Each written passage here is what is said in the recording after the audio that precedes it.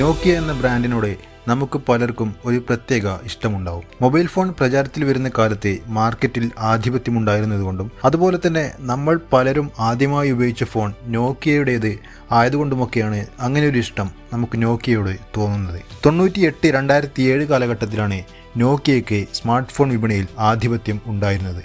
അന്ന് 40% വരെ market share നോക്കിയയ്ക്ക് ഉണ്ടായിരുന്നു. ഇന്ന് ഐഫോണിന് 20%, സാംസങ്ങിന് 19% മാർക്കറ്റ് ഷെയർ. അപ്പോൾ അന്ന് നോക്കിയയ്ക്ക് 40% മാർക്കറ്റ് ഷെയർ ഉണ്ടാവുമ്പോൾ നോക്കിയയുടെ അന്നത്തെ സ്ഥാനം എന്താണെന്ന് നമുക്ക് ഊഹിക്കാം.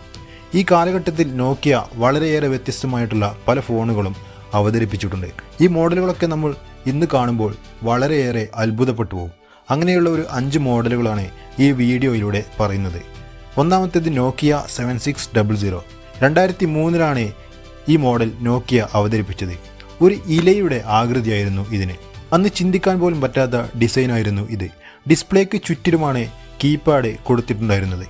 ആദ്യകാലത്തെ 3G ഫോണുകളിൽ ഒന്നാണിത്. VGA ക്യാമറയും ഉണ്ടായിരുന്നു. പക്ഷേ ഈ പ്രത്യേക ഡിസൈൻ ഫോണിൽ ടൈപ്പ് ചെയ്യുന്നത് ബുദ്ധിമുട്ടാക്കി. ഇതിൽ ടൈപ്പ് ചെയ്യുമ്പോൾ 2 കൈയും ഉപയോഗിക്കേണ്ടി വന്നു. അതുപോലെ തന്നെ കോളിംഗ് സമയത്ത് പിടിക്കാനും ബുദ്ധിമുട്ടുണ്ടായിരുന്നു. അതുകൊണ്ടൊക്കെ തന്നെ ഈ മോഡൽ കൊമേഴ്ഷ്യലി വിജയിച്ചില്ല. രണ്ടാമത്തേത് നോക്കിയ എൻഗേജ്. ആദ്യത്തെ ഗെയിമിംഗ് പ്ലസ് കോളിംഗ് ഹൈബ്രിഡ് ഫോണാണ് നോക്കിയ എൻഗേജ്. 2003 നോക്കിയ ഇത് അവതരിപ്പിച്ചത്. അന്നത്തെ ഗെയിമിംഗ് എന്തൂസിയാസ്റ്റുകളെ പിടിക്കാനായിരുന്നു നോക്കിയ ഈ മോഡൽ അവതരിപ്പിച്ചത്. സാധാരണ ഫോണുകളുടെ ഡിസൈനിൽ നിന്നും വളരെ വ്യത്യസ്തമായി ഗെയിമിംഗ് സൗകര്യാർത്ഥമുള്ള ഡിസൈനായിരുന്നു ഈ ഫോണിന്. ഈ ഒരു മോഡൽ ഡെവലപ്പ് ചെയ്യാൻ അന്ന് നോക്കിയ ചെലവഴിച്ചത് എത്രയെന്ന് കേട്ടാൽ നമ്മൾ ശരിക്കും ഞെട്ടിപ്പോവും. $100 മില്യൺ 2003 ഇതിന് ചെലവഴിച്ചത്. അതായത് ഇൻഫ്ലേഷൻ അഡ്ജസ്റ്റ് ചെയ്ത് ഇന്നത്തെ മൂല്യത്തിലേക്ക് മാറ്റിയാൽ ഇന്ത്യൻ മണി 860 കോടി രൂപയാണ് അന്ന് നോക്കിയ ഈ മോഡൽ ഡെവലപ്പ് ചെയ്യാൻ വേണ്ടി ചെലവഴിച്ചത്. അന്ന് നോക്കിയ വേറെ ലെവൽ തന്നെയായിരുന്നു. പക്ഷേ പ്രതീക്ഷിച്ച അത്രയും ഈ മോഡലിന് വിജയം നേടാൻ കഴിഞ്ഞില്ല. അടുത്തത് നോക്കിയ 7280. സാധാരണ ഫോണുകളുടെ രൂപവുമായി യാതൊരു സാദൃശ്യവുമില്ലാത്ത മോഡലായിരുന്നു ഇത്. ഈ ഫോണിൽ കീപാഡ് ഉണ്ടായിരുന്നില്ല. ഈ കാണുന്ന സ്ക്രോൾ വീൽ കറക്കിയാണ് ടൈപ്പ് ചെയ്യേണ്ടത്. കാഴ്ചയിൽ ലിപ്സ്റ്റിക്കുമായി സാമ്യമുള്ളതുകൊണ്ട് ലിപ്സ്റ്റിക് ഫോണെന്നും ഇത് അറിയപ്പെട്ടിരുന്നു. ക്യാമറ ഓപ്പൺ ചെയ്യുന്നതൊക്കെ വേറെ ലെവലായിരുന്നു. കാഴ്ചയിൽ വളരെയേറെ വ്യത്യസ്തമായിരുന്നെങ്കിലും കീപാഡ് ഇല്ലാത്തത് ഫോൺ ഉപയോഗിക്കുന്നതിലെ പ്രാക്ടിക്കാലിറ്റിയെ ബാധിച്ചു. അതുകൊണ്ട് തന്നെ ഈ ഫോൺ കൊമേഴ്സ്യലി സക്സസ് ആയില്ല. നാലാമത്തേത് നോക്കിയ 6800. മെസ്സേജിംഗ് സൗകര്യത്തിനായി ഡിസൈൻ ചെയ്തതായിരുന്നു ഈ മോഡൽ.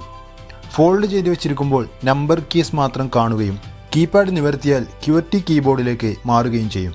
പക്ഷേ ഈ ഡിസൈൻ കൂടുതൽ പേർക്കും ഇഷ്ടപ്പെടാത്തതുകൊണ്ടും കുറച്ച് കട്ടിയുള്ള മോഡൽ ആയതുകൊണ്ടും ഈ മോഡൽ വലിയ വിജയം ആയില്ല. അടുത്തത് നോക്കിയ N93.